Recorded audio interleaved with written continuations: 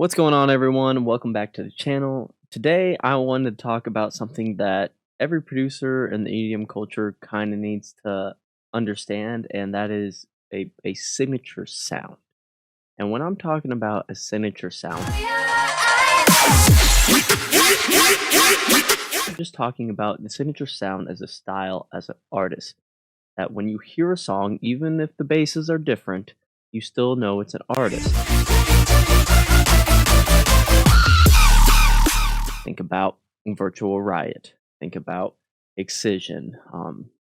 There's tons of artists that have multiple sounds, but you still know it's their track. And I kind of want to break down three general ways I believe are the best way to achieve what they are doing. So if that sounds like a cool plan to you, we're going to dive into the video. But before we do me a favor, and you guys have been killing it lately, smash that like button for me. It really helps me in the algorithm. And if you are liking my content, please feel free to subscribe. It is free.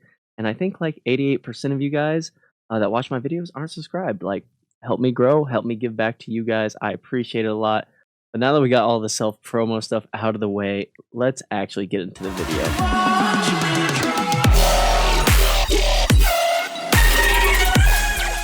So, when talking about signature sounds, I think there's three ways that generally stick out to me that will really make you stand out over time. I will talk about all three and my personal opinions and what I actually use myself.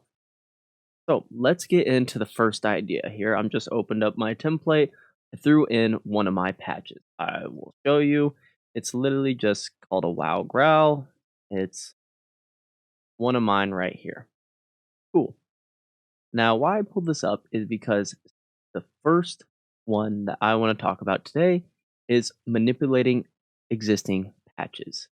If you're not sure what I mean, is you can get a very cohesive sound by getting a patch that you really like, saving it, and coming back and changing it every time you make a track.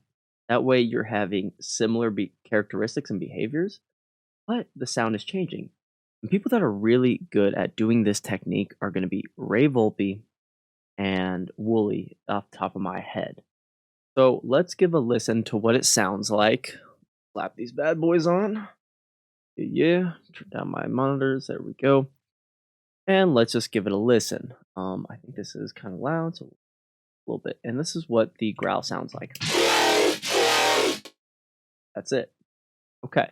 So now we know what this sounds like. Say I use this in a different track, but maybe instead of a growl, now I want to make maybe like a bass, like a one shot out of it, right? So let's turn up the rate here, like a quarter. And let's just move some stuff around and see what we can get here.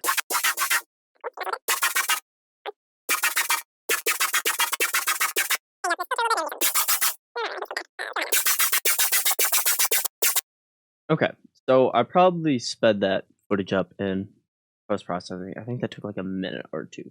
So let's go back to the original product, right? And this is the one I changed it to. I didn't change the wavetable. I didn't change any of the key principles. I didn't change out any of the post FX. I tried to change with the filter a little bit. I take that back. I did change the filters. I did it to high notch, and I went from to a combs from a flange, I believe. But I just messed with a few parameters overall, and you can keep doing this every track. If you have a good foundation of a song, you can just keep messing with stuff. So stuff is going to be in the same family, but it's still going to branch out and be different. You're going to have a sound that's not stale every track, but it's still going to be in the family of sounds. And like I said, Ray Volpe and Wooly are so good at that. Ray Volpe, you know his songs. Wooly, you know his texturous growl and his basses when they show up in the track. You just know, even though it's not the same every time, you just know it's under the same family. So that is tip number one: is just messing with your own patches and just creating new stuff. And I actually like that sound tool where I printed it out for myself because I might use this later. You never know. God. Tip number two is going to be reusing assets. And what do I mean by that is if I've used it before, I'm probably gonna use it again. And the best way to plug this is with my free sample pack. Yes. No, it's 100% free. I think it's a really good pack. You have everything in it. I made a video about that, so I'm not gonna go too much into it. For example, one of the basses that just came out on my Save Me for Myself remix, which if you haven't listened, link in the description below. It's one of my heaviest tunes. Should definitely check it out. There, a little teaser real quick, maybe.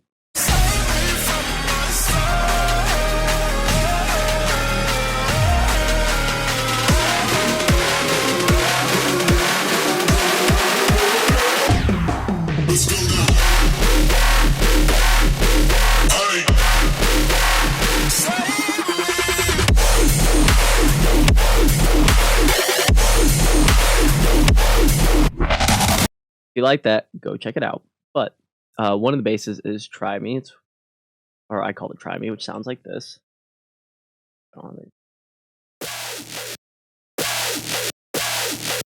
Right?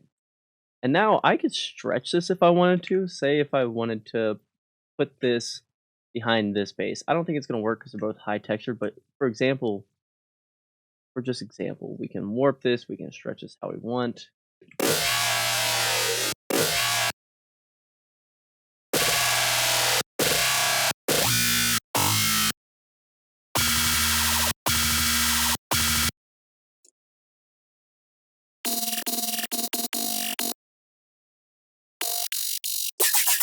So now we can have something up high that is still from our main core. It's still having the same characteristic.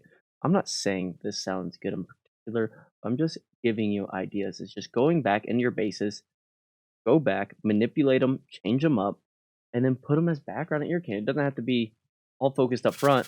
It can just be something in the back. If you wanted to just, I don't know, add 3 dispersers to this and just see how it sounds.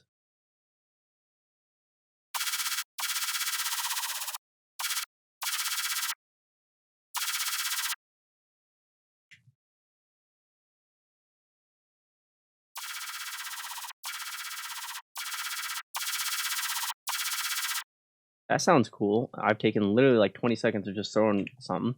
And now you have this, which obviously isn't gonna have silver drums, but this is your kind of layered. Like you're not gonna hear that ear candy as much, but you keep putting the stuff in, and you're gonna start creating a natural sound that is consistent in your tracks because you're doing this time and time again with basses that you've used before.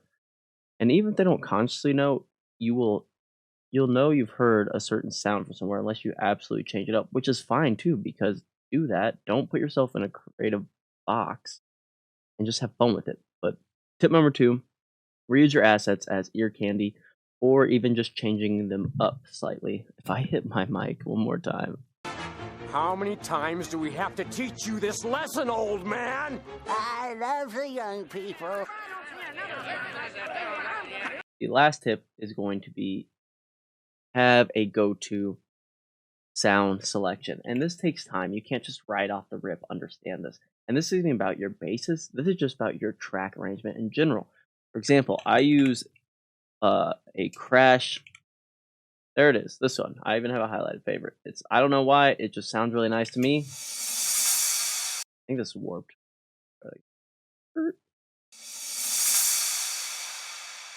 Right? I use that every time. I use my own sub drops all the time. And this is stuff that's not necessarily, a signature lead or a signature bass. But it is something that is coming up every single track, which is important. I have a lot of my risers that are in the pack. I use some of them quite often that I will put in all the time.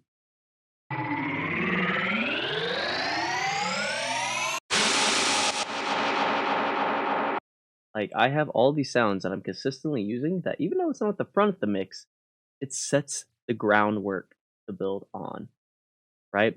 Solving King tracks.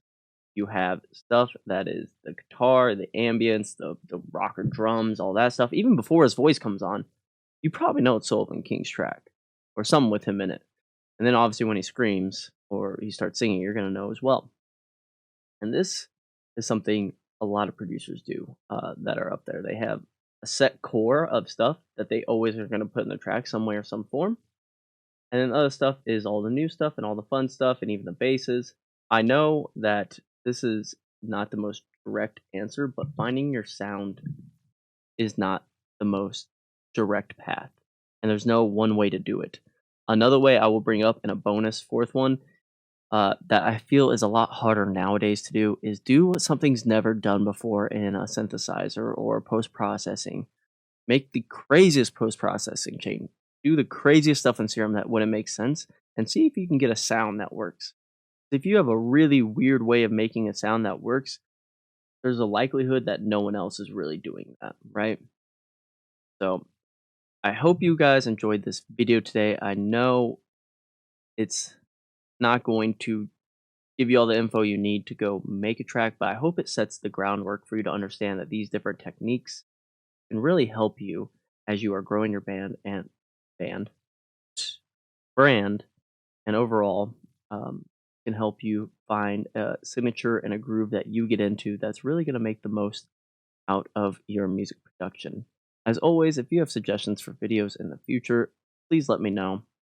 I'm open to them, and I really want to grow my community based on what they would like to know and learn from. Free sample pack in the description below. Grab it. The bases from the underworld. And I think that's really all I have to say, except have a great day. I'm going to go work out now and go make some noise.